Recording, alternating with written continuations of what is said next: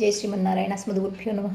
శ్రీమన్నారాయణీయంలో 6వ దశకం 5వ దశకంలో హిరణ్మయాండం నుంచి స్వామి యొక్క విరాట్ స్వరూపం అనేది ఉద్భవించింది అని చెప్పారు. విరాట్ స్వరూపం అంటే సమస్తము కూడా, సమస్త భువనాలు కూడా విష్ణువుగా గోచరించడం. ఆ విరాట్ స్వరూపం, విరాట్ అంటేనే ఆ సకలములైనటువంటి జగత్తు అంతా కూడా విష్ణుమయంగా గోచరించడం అని అర్థం. అలా ఉన్నటువంటి సహస్రాక్ష సహస్రపాత్ అన్నట్లుగా ఆ స్వరూపము చతుర్దశ భువనాలుగా ఏర్పడిందిట.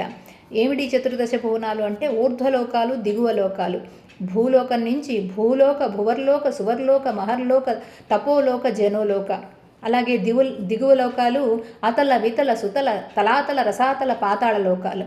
ఇలా దిగువ లోకాలు. ఇలా స్వామి యొక్క విరాట్ స్వరూపంలో ఆ స్వరూపాన్ని పాదాల నుంచి వర్ణన చేస్తే చతుర్దశ భువనాలు కూడా స్వామి యొక్క అవయవాలే చతుర్దశ భువనాలుగా ఏర్పడ్డాయి అని వివరిస్తూ ఉన్నారు ఇక్కడ. మొదటి శ్లోకం.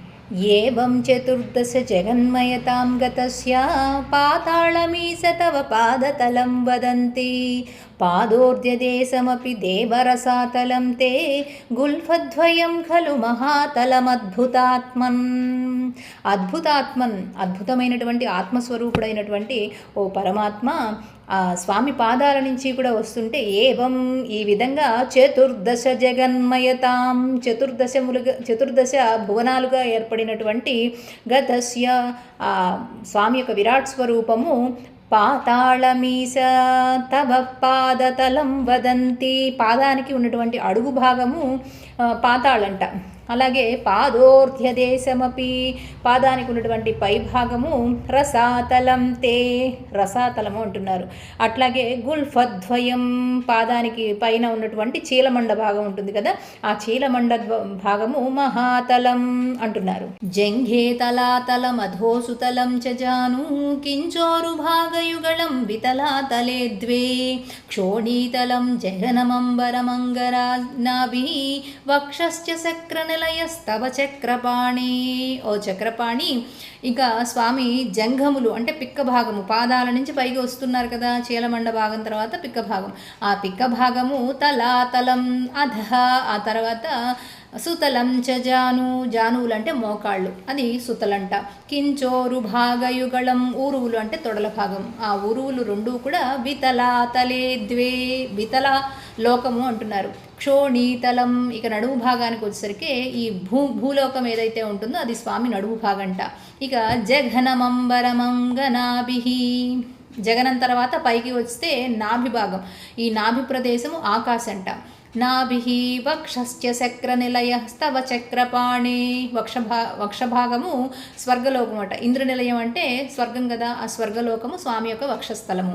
గ్రీవామహస్తవ ముఖం చ జనస్తపస్తు ఫాలం శిరస్తవ సమస్తమయస్య సత్యం ఏవం జగన్మయతనో జగదాశ్రితైరపి అన్యైర్నిబద్ధవపుషే భగవన్ నమస్తే.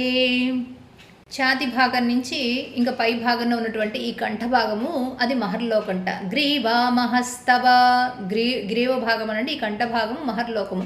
ఇక ముఖం జనః, జనోలోకము స్వామి యొక్క ముఖంట. అందులో తపస్తు ఫాలం, తపోలోకము ఈ ఫాల భాగము. శిరస్తవ సమస్తమయస్య సత్యం, సత్యలోకం బ్రహ్మగారి లోకం ఏమిటంటే స్వామి యొక్క శిరస్సు అంతా కూడా.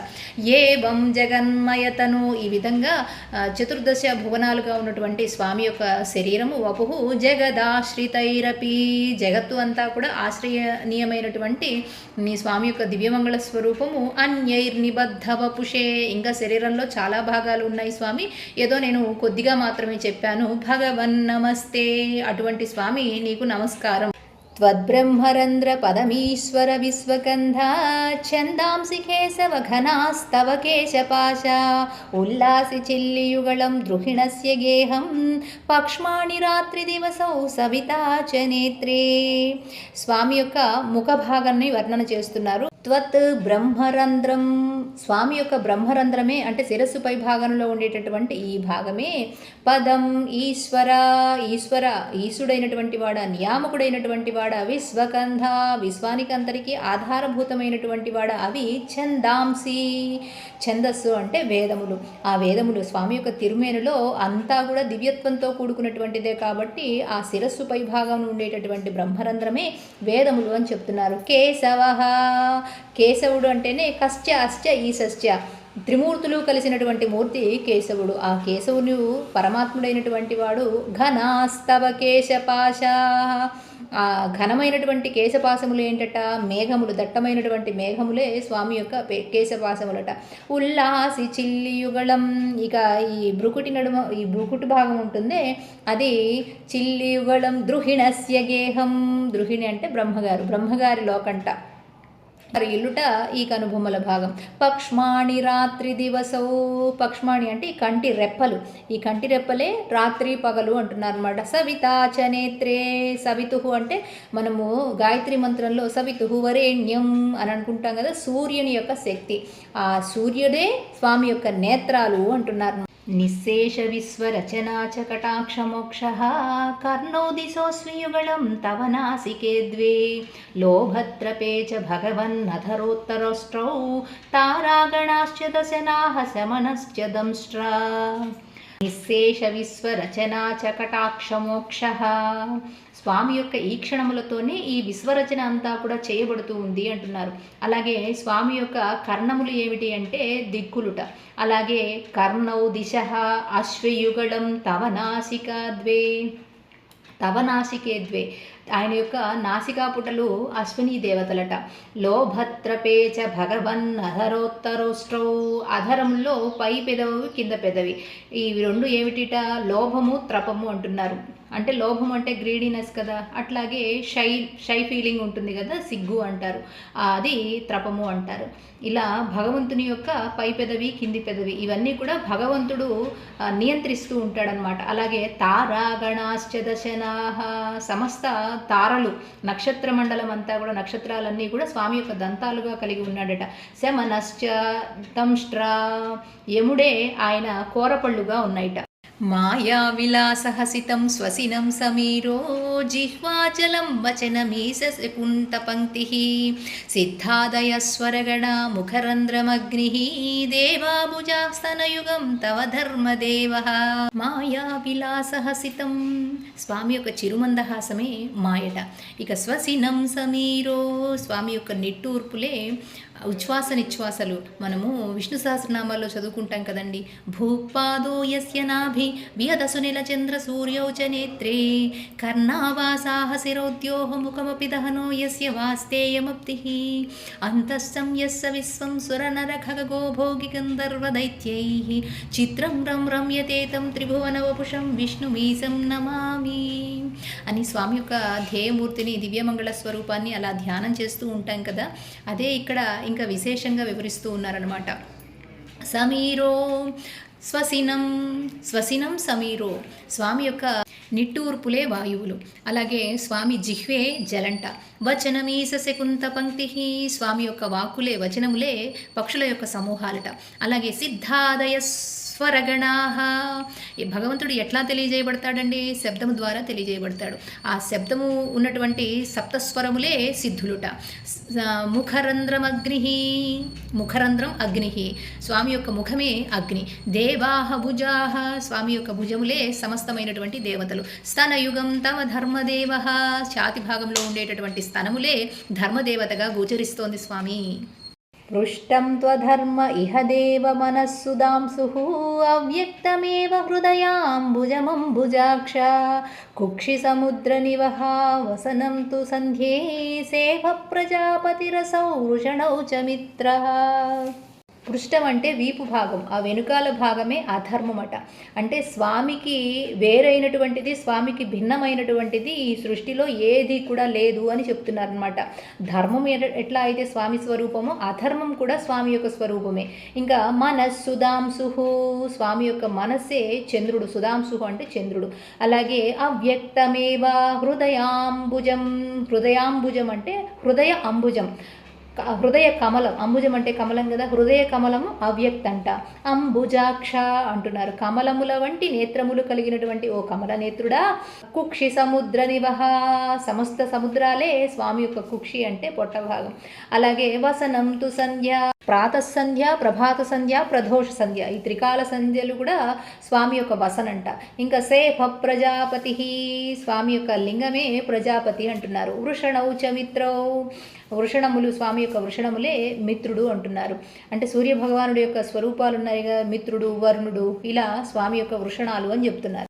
శ్రోణిస్థలం మృగగణా పథయోర్నఖాస్తే హస్యుష్టసైంధవముఖా గమనం తు కాలః విప్రాదివర్ణ్యభవనం వదనాబ్జబాహు చారూరుయుగ్మచరణం కరుణాంబుదేతే. కరుణ అంబుదే, కరుణారస సముద్రుడమైనటువంటి ఓ భగవంతుడా, నీ యొక్క కటి భాగమే అంటే నడుము భాగమే మృగములుట. ఇంకా పదయోర్నఖాస్తే, పదానికి ఉండేటటువంటి నఖములు అంటే గోళ్ళు ఏమేమిటి, హస్తి అంటే ఏనుగు, ఉష్ట్ర అంటే ఒంటె, అలాగే సైంధవ ముఖ అంటే గుర్రము, ఇట్లాంటివి వాహనాలుగా కలిగినటువంటివి స్వామి యొక్క పాద గోళ్ళట. ఇంకా గమనం తు కాలః, స్వామి గమనమే కాలం. విప్రాదివర్ణ భవనం, విప్ర ఆది, విప్రులు అంటే బ్రాహ్మణులు మొదలైనటువంటి చాతుర్వర్ణాలు ఉన్నాయి కదండి మనకి. ఏమిటి, గుణకర్మ విభాగస్య చాతుర్వర్ణ్యం మయా సృష్ట అన్నట్టుగా భగవంతుడు చెప్పాడు కదా గీతలో. అలాగే 4 రకాల బ్రాహ్మణులు, వైశ్యులు, క్షత్రియులు, తర్వాత శూద్రులు, వీళ్ళు ఎవరెవరు ఎక్కడి నుంచి ఉద్భవించారు అని చెప్తున్నారు. స్వామి యొక్క ముఖం నుంచి వదనాబ్జం, బాహువుల నుంచి క్షత్రియులు పుట్టారట. తర్వాత చారూరు యుగ్మచరణం, ఊరువులు అంటే తొడల భాగంలో నుంచి వైశ్యులు ఉద్భవించారు. చరణ యుగ్మం 2 పాదాల నుంచి కూడా శూద్రులు ఉద్భవించారు.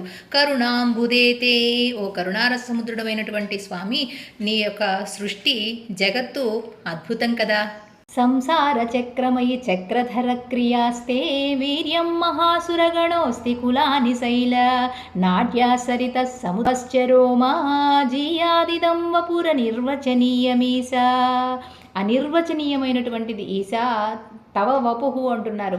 స్వామి యొక్క సృష్టి అనేటటువంటిది, అందులో ఆ సృష్టిలో ఉన్నటువంటి అద్భుతాలన్నీ కూడా చెప్తున్నారు. సంసార చక్రమయి, అయి విభో, ఓ పరమాత్మ, ఈ సంసార చక్రము చక్రధర, చక్రాన్ని ధరించినటువంటి ఓ స్వామి, క్రియాస్తే, నీ యొక్క క్రియ, నువ్వు చేసేటటువంటి పనియే కదా స్వామి ఈ సృష్టి అంతా కూడా. వీర్యం మహాసురగణం, స్వామి యొక్క వీర్యమే మహా అసురగణములట. సురులు కానటువంటి వాళ్ళు అసురులు. అసురులు అంటే ఈ దేవతలకి వ్యతిరేకంగా పనిచేసేటటువంటి శక్తులు. ఆ అసురగణములన్నీ కూడా స్వామి యొక్క వీరి అంట. అస్థి కులాని శైలాని, ఇంకా అస్థి అంటే ఎముక కదా. ఈ సృష్టిలో ఉన్నటువంటి అనేక శైలములు, పర్వతాలు, కొండలు, గుట్టలు, ఇవన్నీ కూడా స్వాఢ్యసరిత సముదయ. నాడ్యము అంటే నరాలు, నాడులు, నరాలు, ఇవన్నీ కూడా నదీ నదములు అంటున్నారు. తరవశ్చరోమహ, తరువులు అంటే వృక్షాలు, స్వామి యొక్క రోమాలే వృక్షములు, సకల వృక్షాలు. జీయాదిదం, అటువంటి అనిర్వచనీయమైనటువంటి తవ వపుహు, నీ శరీరానికి జీయాదిదం జయము కలుగుగాక అంటున్నారు. ఈ దృగ్జగన్మయ వపుస్తవ కర్మ భాజాం కర్మావసాన సమయే స్మరణీయమాహు తస్యాంతరాత్మ వపుషే విమలాత్మనేతే వాతాలయాధిప నమోస్తు నిరుంధిరోగాన్. ఓ గురువాయూరప్పనే నమోస్తు, నీకు నమస్కారములయ్యా. వాతాలయాధిప, ఓ గురువాయూరప్పనే, వాతాలయాధిప, ఓ గురువాయూరప్పనే, నా యొక్క అనారోగ్యాన్ని తొలగించు స్వామి అని అంటున్నారు. ఏ కర్మ చేసినప్పటికీ కూడా ఆఖరిన ఆ విష్ణు స్మరణ అనేది చేస్తే, కృష్ణార్పణం రామార్పణంగా చేస్తే అది పూర్ణ ఫలితాన్ని ఇస్తుంది.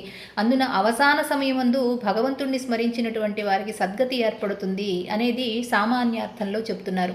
ఇంకా విశేషార్థం ఏమిటో ఒకసారి శ్లోకాన్ని తెలుసుకున్నాక, ఈ దృగ్జగన్మయ వపుహు, ఈ సృష్టి అంతా, ఈ జగత్తు అంతా కూడా కర్మభాజాం, ఈ అద్భుతమైనటువంటి ఈ సృష్టిలో భగవత్ స్వరూపాన్ని, ఆ విరాట్ స్వరూపాన్ని కర్మావసాన సమయే, కర్మ అవసాన సమయే అంటే ఆఖరి దశలో కర్మలన్నీ కూడా ముగించుకున్నాక, పూర్తి చేసుకున్న తర్వాత స్మరణీయమాహు, తప్పకుండా స్మరించాలి, అప్పుడు పూర్ణ ఫలితం వస్తుంది అంటున్నారు. అంటే కర్మలని ఆచరించిన తర్వాత భగవంతుణ్ణి స్మరించినప్పుడు అవసాన దశలో ఖచ్చితంగా స్మరించాలి అని చెప్తున్నారు. తస్యాంతరాత్మ వపుషే, ఈ తస్య అంతరాత్మ వపుషే, ఈ జగత్తు అంతటికీ కూడా అంతరాత్మవై ఆత్మస్వరూపుడిగా ఉన్నటువంటి విమలాత్మనేతే, స్వచ్ఛమైనటువంటి శుద్ధ సత్వస్వరూపమే భగవంతుడు. ని స్మరించడం ద్వారా పరిపూర్ణత్వం లభిస్తుందట. అంటే ఎవరైతే సాధారణ అర్థం ఏమనుకున్నాం ఇందాక, అవసాన దశలో తప్పనిసరిగా ఆ విరాట్ స్వరూపుణ్ణి స్మరించుకోవాలి అని అనుకున్నాం.